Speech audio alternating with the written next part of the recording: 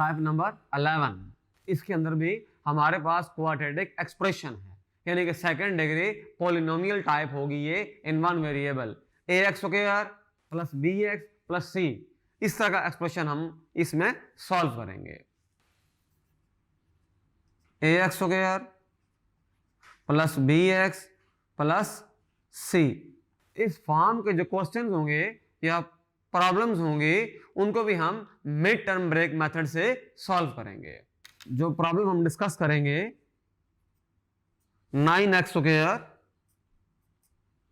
Plus 21x minus 8, ये हमें एक क्वाड्रेटिक एक्सप्रेशन हमें गिवन है, ये सेकंड डिग्री पॉलिनोमियल है, इसको हमने फैक्टराइज करना है। तो हम देखेंगे कि एक्स स्क्वायर के साथ जो कोएफिशिएंट है वो क्या है और जो कांस्टेंट टर्म है वो क्या है, यानी कि विदाउट वेरिएबल, और दरमियान वाली जो टर्म लिखी हुई है वो मिड टर्म कहलाती है, उसको हमने ब्रेक करना है इन दोनों को यूज करते हुए। तो हम ये देख रहे हैं कि एक्स स्क्वायर के साथ जो कोएफिशिएंट है वो 9 है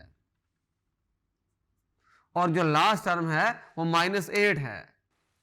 हम इसको मल्टीप्लाई करते हैं, 9 इंटू -8 -72 आ गया। इन दोनों को अगर ऐड करेंगे, अच्छा -9 इंटू +8 भी -72 है, लेकिन इन दोनों का जो एडिशन है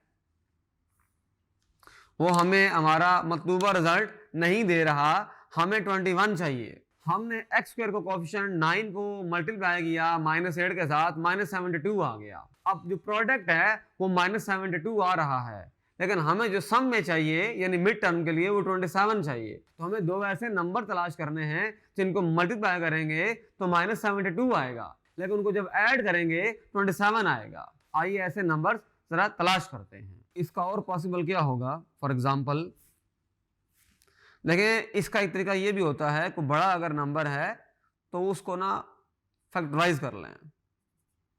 ये हो गया, ये 2 आ गया, 18 2 9 3 3 3 और 1।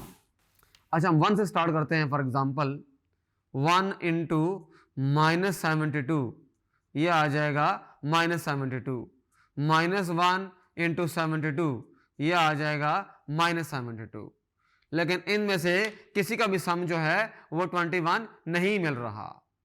हमें जो प्रोडक्ट चाहिए वो 72 चाहिए, -72, लेकिन जो हमें सम चाहिए वो 21 चाहिए। अच्छा, 2 से मल्टीप्लाई करें तो -36 से मल्टीप्लाई करना पड़ेगा, तब 72 आएगा। -2 + 36, ये भी -72 आ गया। अब हम 3 से मल्टीप्लाई करते हैं इसको, 3 इंटू -24, तो ये -72 आता है। और अगर -3 को मल्टीप्लाई करूंगा 24 से,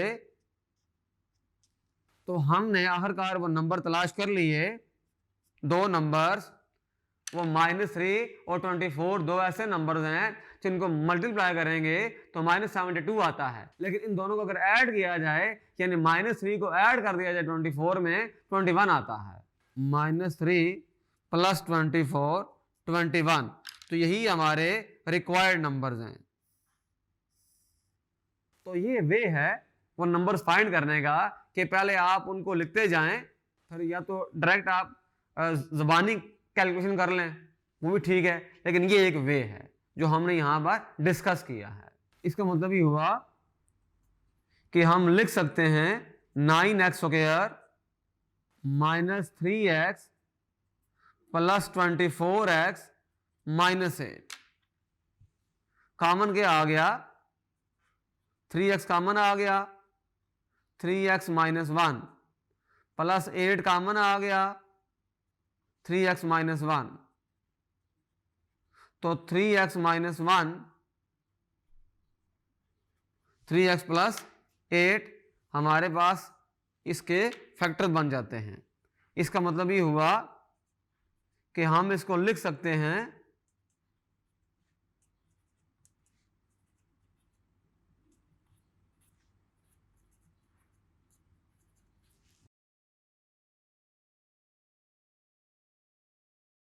तो इस तरह से हमने इस सेकंड डिग्री पॉलिनोमियल को कंप्लीटली फैक्टराइज कर दिया। जो दो फैक्टर्स आए हमारे पास वो बेसिकली लीनियर बाइनोमियल हैं, यानी हर फैक्टर के अंदर दो टर्म्स हैं और हर एक के अंदर जो पावर है वो 1 है। Thank you.